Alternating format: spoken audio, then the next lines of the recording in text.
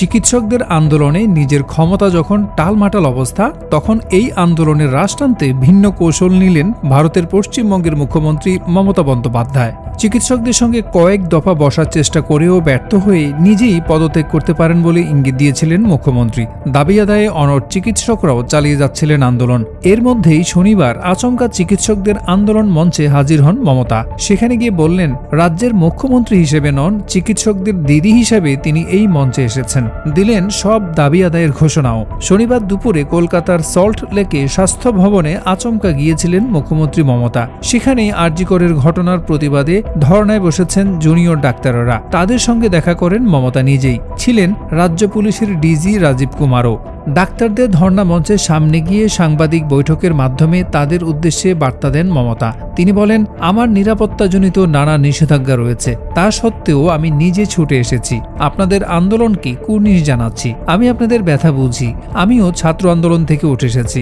শুক্রবার রাত থেকে কলকাতায় বৃষ্টি চলছে। তিনি বলেন, শুক্রবার সারা রাত ঝড়জল হয়েছে। আপনারা যেভাবে বসে আছেন আমার কষ্ট হচ্ছে।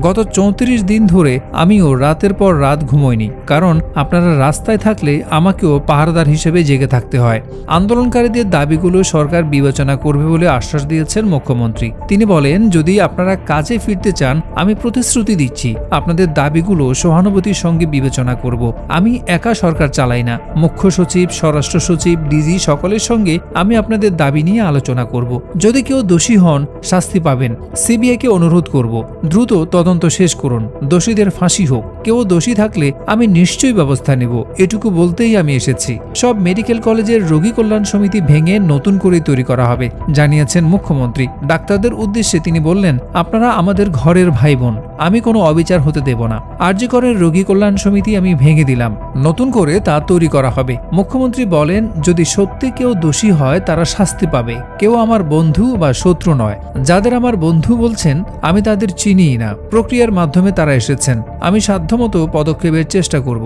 আপনারা কাজে ফিরুন। আমি আপনাদের বিরুদ্ধে কোনো পদক্ষেপ করব না।